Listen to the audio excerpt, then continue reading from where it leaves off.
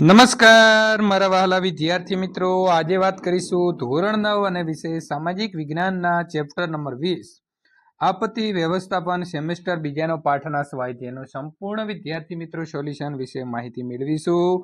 એ પહેલા જો ચેનલની અંદર પ્રથમ વખત મહેમાન બન્યા છો તો ખાસ સબસ્ક્રાઇબ કરી દેવી, જેના કારણે વિદ્યાર્થી મિત્રો તમને આ પ્રકારના સોલ્યુશન સૌથી પહેલા મળી રહે। વિદ્યાર્થી મિત્રો, હવે પ્રશ્ન નંબર 1 જોઈશું। નીચેના પ્રશ્નોના જવાબ માંગ્યા મુજબ આપવાના છે। પૂર સમયે શું કરવું જોઈએ? તો પૂરના સામાન્ય રીતે આપણે એવો અર્થ કરીએ છીએ કે વિશાળ ભૂ વિસ્તારની અંદર સતત કેટલાક દિવસો સુધી પાણીમાં ડૂબેલું રહેવું। પૂરના સમયે શું કરવું જોઈએ?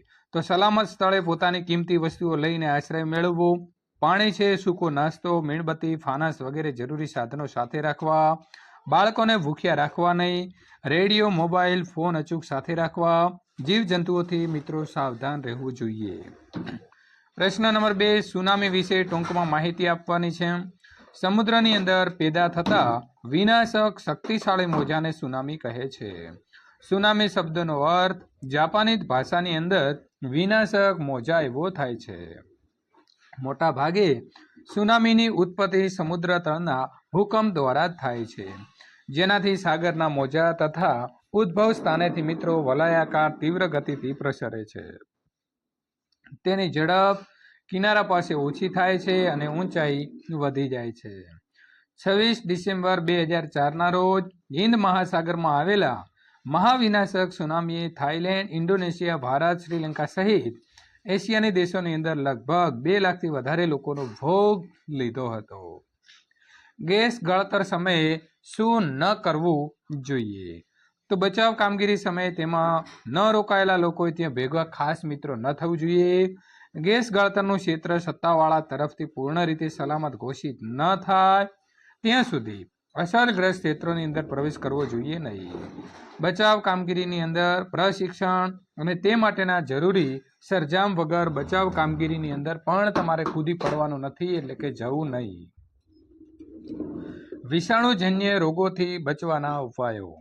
તો વિષાણુજન્ય રોગોથી બચવાનો મહત્વનો ઉપાય મિત્રો ચેપ ન લાગે તે અંગે સાવચેતી રાખવાનો છે। પ્રચાર પ્રસાર દ્વારા લોકોને રોગ થવાના કારણો અને પરિણામો તથા બચાવથી વાકેફ રાખવા જોઈએ। તેના માટે રોગ પ્રતિકારક રસી લેવી, દર્દીઓની સારવાર માટે અલગ વોર્ડની સુવિધા કરવી, વિશ્વ આરોગ્ય સંસ્થા દ્વારા અપાતી વિષાણુજન્ય રોગો અટકાવવા માટેની સૂચનાઓ માર્ગદર્શિકા મુજબ પગલાં લેવા જોઈએ। પ્રશ્ન નંબર 2, નીચેના પ્રશ્નોના સવિસ્તાર જવાબ આપો। આપત્તિની માનવ જીવન ઉપર અસરો સવિસ્તાર વર્ણવો। તો આપત્તિઓની અસર વધતે ઘટતે અંશે તો લોકો ઉપર પડે છે, પરંતુ તેની સૌથી મોટી અસર ગરીબ લોકો ઉપર વધારે પડે છે। સામાન્ય રીતે માનવ જીવન ઉપરની આપત્તિઓને 4 પ્રકારની અંદર વહેંચી શકાય છે। આપત્તિઓની ભૌતિક અસરો, તો સ્થાવર અને જંગમ મિલકતને ભારે નુકસાન થાય છે। રસ્તા, રેલમાર્ગ, વીજળી, પુલ, નાળા, સંદેશા વ્યવહારની વ્યવસ્થા જેવી આંતરમાળખાકીય સુવિધાઓને ભારે સ્થિતિ પહોંચે છે, જેનું મિત્રો તાત્કાલિક નિર્માણ જે છે તે પણ થઈ શકતું નથી। બીજું છે જનજીવન ઉપર થતી અસરો। તો આપત્તિઓના લીધે અનેક લોકો મોતને ભેટે છે, તો કેટલાક કાયમી વિકલાંગ બને છે, નાગરિકોનું સ્વાસ્થ્ય બગડે છે અને કેટલાય પોતાના સ્વજનો ગુમાવે છે અને તેઓ ભારે આઘાત અને હતાશાની અંદર હોય છે। તેમાંથી તેમને બહાર લાવવા બહુ કઠિન છે। કેટલાક બાળકો જે છે તે અનાથ બને છે। આમ લોકોને જીવનની અંદર અનેક મુશ્કેલીઓ અને હાડમારીઓ વેઠવાની આવે છે। નંબર 3, આપત્તિઓની સામાજિક અસરો।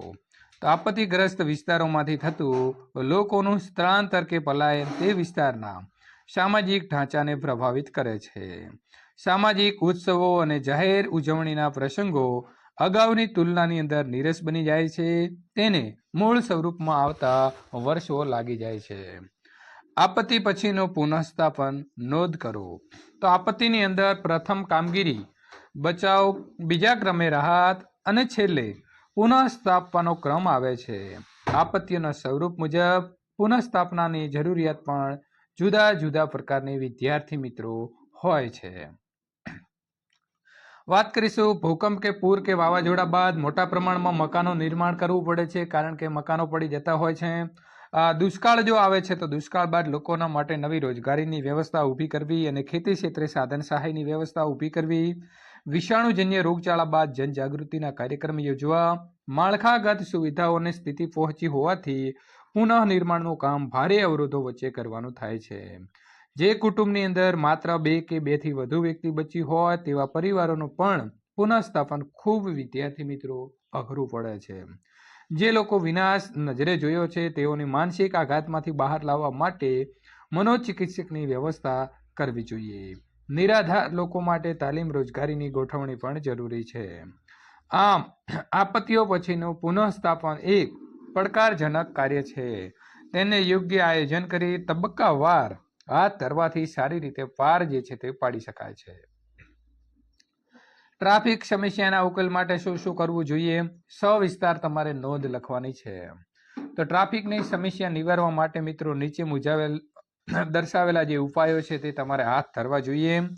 મોટા શહેરોની નજીક ઉપનગરો વિકસાવવા અને તેને સુવિધાજનક જાહેર પરિવહન સેવાથી સાંકળવા. જાહેર સડકો ઉપર થતા દબાણો નાબૂદ કરવા. ધીમી ગતિએ ચાલતા વાહનો, પ્રાણીઓ કે વ્યક્તિઓ દ્વારા ખેંચાતા વાહનોને ભીડના સમય દરમિયાન ચલાવવા ઉપર પ્રતિબંધ મૂકવો. રાહદારીઓ અને સાયકલ સવારો માટે સડકની નજીક મિત્રો અલગ સડક ટ્રેક જે છે તે તમારે બનાવવાનો છે. તો વિદ્યાર્થી મિત્રો તમારે અહીં થોડી ભૂલ છે, સુધારી દેવાની છે. અહીં લખવાનું છે અલગ અને અહીં કરવાનો છે સડક. અલગ ટ્રેક બનાવવા જેનાથી સાયકલ અને મોટરસાયકલ વાળા જે છે તે ત્યાં ચલાવી શકે.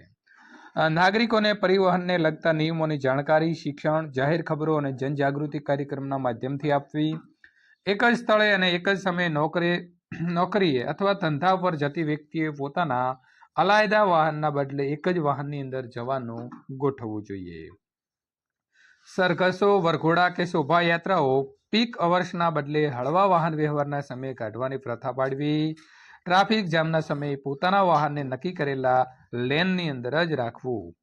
ઝડપી ગતિમાર્ગ એટલે કે express way, overbridge, flyover, ring road તથા બાયપાસની સુવિધાઓનું નિર્માણ કરવું. કામ ધંધા ઉપર જતી પ્રત્યેક વ્યક્તિને સપ્તાહની અંદર એક દિવસ જાહેર પરિવહન સેવાનો ઉપયોગ અવશ્ય કરવો જોઈએ. નશો કરીને વાહન હાંકનાર, લાયસન્સ વિનાના વાહનો ચલાવવા, ખૂબ જ ગતિથી વાહન ચલાવવું તથા ટ્રાફિકના નિયમોનું ઉલ્લંઘન કરવું એ મિત્રો દરેક બાબત માટે કડક કાયદાકીય શિક્ષાની જોગવાઈ કરવી જોઈએ. પ્રશ્ન નંબર 3, યોગ્ય વિકલ્પ પસંદ કરી અને જવાબ આપો. નીચેનામાંથી કઈ આપત્તિ માનવ સર્જિત છે? તો વિદ્યાર્થી મિત્રો હુલ્લડ એટલે કે જે ઝઘડો થાય છે મોટા પાયે એને કહીશું હુલ્લડ. તો હુલ્લડ એ માનવ સર્જિત આપત્તિ છે. મોટા ભાગે લોકો પૂરની ઘટનાને શેની સાથે જોડે છે? તો નદી સાથે જોડતા હોય છે. પૂર ઓસર્યા બાદ પીવા કેવું પાણી વાપરશો? તો ઉકાળેલું પાણી મિત્રો વાપરવું જોઈએ. વાતાવરણના વિક્ષોભથી રચાતા તોફાની પવનો સંયુક્ત રાજ્ય અમેરિકાની અંદર ટોર્નેડો તરીકે વિદ્યાર્થી મિત્રો તેને ઓળખવામાં આવે છે.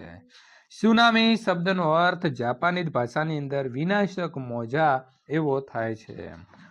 ભોપાલ ગેસ કાંડની અંદર ગળતર થયેલો વાયુ કયો હતો? તો મિક નામનો વાયુ લીક થયો હતો. એવી રીતે વિદ્યાર્થી મિત્રો તમારે યાદ રાખવાનું છે કે મિક નામનો વાયુ લીક ભોપાલની અંદર થયો હતો. તો વિદ્યાર્થી મિત્રો સંપૂર્ણ સોલ્યુશન પૂર્ણ થાય છે. જો તમને મારો વિડીયો પસંદ આવતો હોય તો લાઈક કરી તમારા મિત્રો સુધી શેર કરવાનું ભૂલશો નહીં.